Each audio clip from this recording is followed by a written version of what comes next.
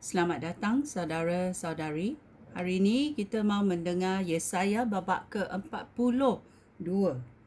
Hamba Tuhan. Mari kita mendengar.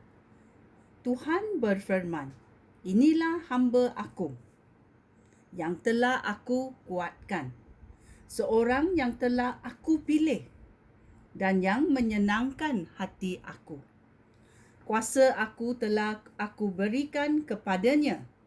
Dia akan membawa keadilan kepada setiap bangsa. Dia tidak akan berteriak ataupun menyaringkan suaranya, dan suaranya tidak akan terdengar di jalan.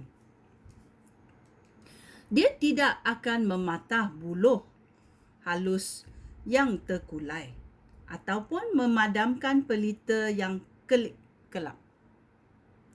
Dia akan mendatangkan keadilan kepada semua orang. Dia tidak akan kehilangan semangat atau putus asa sehingga dia menegakkan keadilan di bumi.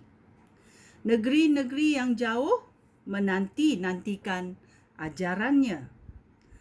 Tuhan Allah menciptakan dan membentengkan langit. Dia membentuk bumi serta segala yang hidup di atasnya. Dia memberikan nyawa dan nafas kepada manusia. Sekarang, Allah berfirman kepada hamba-Nya, "Aku, Tuhan, telah memanggil engkau serta menugaskan engkau untuk menjalankan keadilan di bumi. Melalui engkau, aku akan membuat perjanjian dengan semua orang. Melalui engkau, aku akan menerangi bangsa-bangsa. Engkau akan mencelikkan mata orang buta dan membebaskan orang dari penjara yang gelap. Akulah Tuhan. Itulah nama aku. Aku tidak akan memberikan kemuliaan aku kepada sesiapa atau pujian aku kepada mana-mana berhala. Hal-hal yang telah aku nubatkan sudah pun berlaku. Sekarang aku akan memberitahu kamu hal-hal baru sebelum semua itu berlaku." Ya, lagu pujian dalam ayat 10. Nyanyikanlah lagu baru bagi Tuhan. Pujilah Dia, hai seluruh bumi. Pujilah Dia, hai laut dan semua isinya. Bernyanyilah, hai penduduk negeri-negeri jauh. Hendaklah padang gurun dan kota-kotanya memuji Allah.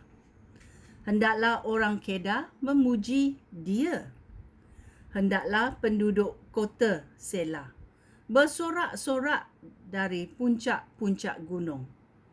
Hendaklah orang yang tinggal di negeri-negeri jauh memuji dan memuliakan Tuhan. Tuhan maju berperang seperti seorang pahlawan yang penuh semangat untuk berperang. Dia memekik sebagai isyarat perang. Dia menunjukkan keperkasaannya terhadap musuh. Allah berjanji untuk menolong umatnya. Ayat 14. Allah berfirman, "Sudah lama aku membisu. Aku diam dan menahan diri. Tetapi sekarang tibalah saatnya untuk bertindak. Aku akan berteriak seperti perempuan yang hendak bersalin. Aku akan membuat gunung dan bukit menjadi tandus dan melayukan segala tumbuhan dan rumputnya. Aku akan mengubah sungai di lembah menjadi padang gurun dan mengeringkan kolam-kolam air. Aku akan memimpin umat aku yang buta melalui jalan yang belum pernah dilalui oleh mereka. Aku akan mengubah kegelapan mereka menjadi cahaya dan meratakan jalan yang berlekuk-lekuk bagi mereka. Itulah hal-hal yang akan aku lakukan. Aku pasti melaksanakannya segalanya. Semua orang yang percaya kepada berhala dan menganggap patung-patung sebagai dewa akan dihinakan dan dipermalukan. Israel masih tidak insaf. Ayat 18. Tuhan berfirman, "Dengarlah, hai orang pekak. Lihatlah baik-baik, hai orang buta. Adakah sesiapa yang lebih buta daripada hamba aku? Atau lebih pekak daripada utusan aku? Hai Israel, begitu banyak yang telah kamu lihat, tetapi alangkah sedikit yang kamu fahami. Kamu mempunyai telinga, tetapi kamu tidak mendengar. Tuhan sentiasa ingin menyelamatkan. Dia mahu hukumnya dihormati dan diagungkan. Tetapi sekarang umatnya telah dijarah. Mereka ditahan di dalam penjara bawah tanah dan dikurung di dalam penjara. Mereka dirompak dan dijarah. Tiada siapa pun menyelamatkan mereka. Maukah sesiapa mendengar? Mulai sekarang, maukah kamu mendengar baik-baik? Siapakah yang menyerahkan Israel kepada tangan musuh? Tuhan sendiri, kerana kita telah berdosa kepada Tuhan. Kita tidak mahu hidup menurut kehendak Tuhan ataupun mentaati ajaran Tuhan.